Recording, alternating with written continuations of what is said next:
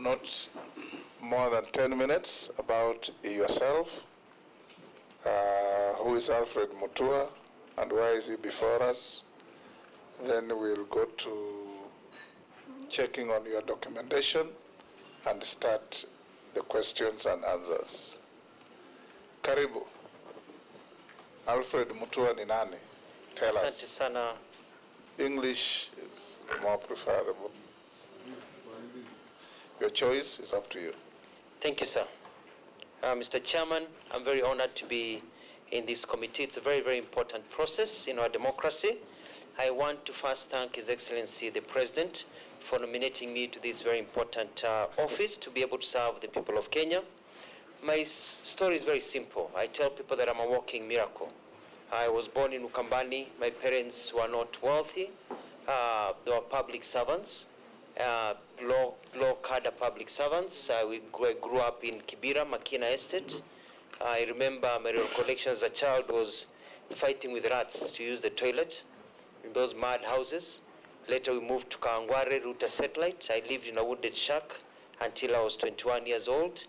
When I was in Form 2, school fees ran out and I stopped going to school because we were poor. But because I taught Sunday school and God had favor in me, Mzee wa Kanisa, the late Ezra Roithaka, paid for my school fees. And so I went back to school. In between that time when I was out, I pushed a lot of wheelbarrows and did some jengo work to keep on going.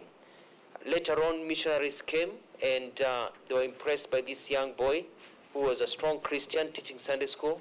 And when they went back to the US, they wrote to me and I got a scholarship to go to the United States to study.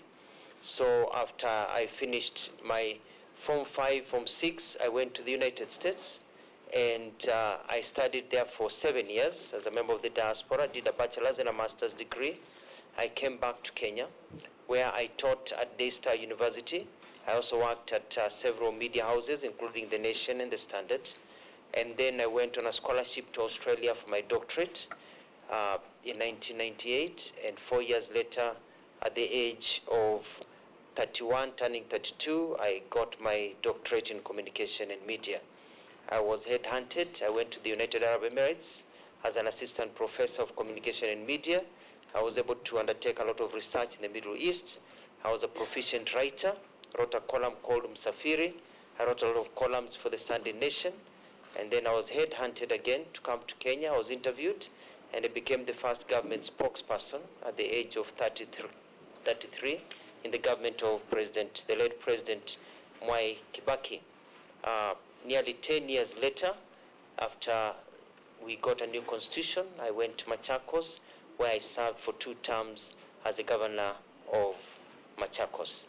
I'm a simple man who believes that the essence of leadership and the essence of all of us to be here is to make the life of others better. I'm lucky, one among many, to be where I am today. So my aspirations in life is to be able to uplift others who are not as lucky as I am, to make their life better and to bring a sense of fairness so that hard work is also repaid by success in life. Najivunia kuwa Mkenya. Thank you for taking less than half of the time.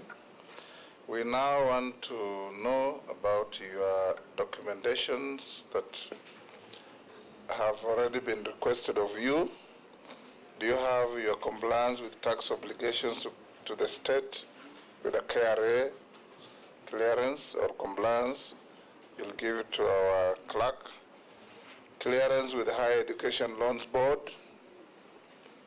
Clearance with Ethics and Anti-Corruption Commission, EACC, Certificate of Good Conduct from DCI,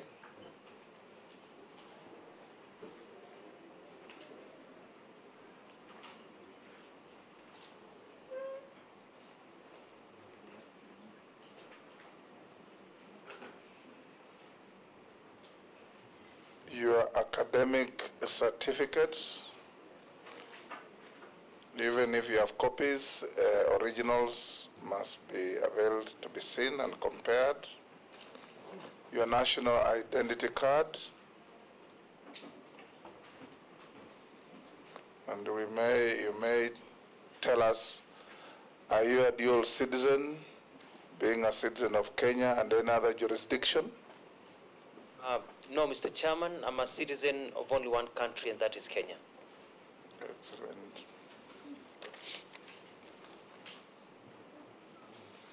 What is your financial net worth?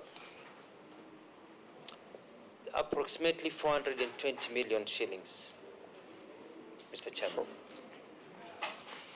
And what are your current and anticipated sources of income?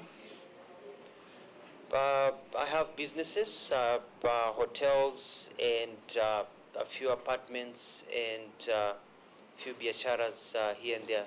Nothing much. Here and there. You're a hustler.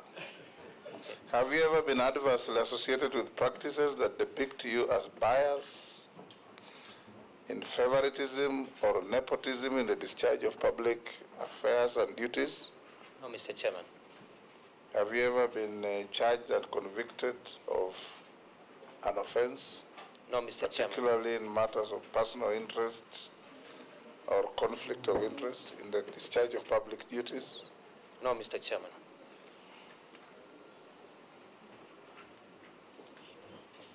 I will now invite members to ask you questions. I can see the interest is immense. I'll start with Deputy Speaker. Honorable Mutua, congratulations on your nomination for this post. As you know, Kenya has a strong presence in the diaspora, the Middle East, the United States, Europe, and so on. Recently, there's been a focus on Kenyan workers in the Middle East who have suffered various forms of abuse and even death during their stay there. What measures will you put in place, if approved, to ensure that the migrant workers are documented, protected, and fully enjoy the rights accruing to them in accordance with the international labor laws? Dr. Mutua, you will record the questions. We'll take batches of 4. Then you answer. Majority Leader. Thank you, Speaker. And I'll skip the first question because it's been covered by the Honorable Sholei. Dr. Mutua, you indicate, my question comes from the self-declaration, the questionnaire. You indicate that you are worth about 420 million. Then on deferred income number 21 and the sources of income, you've only indicated that pension is the only deferred income you expect. Then sources of income in salary from government of Machakos.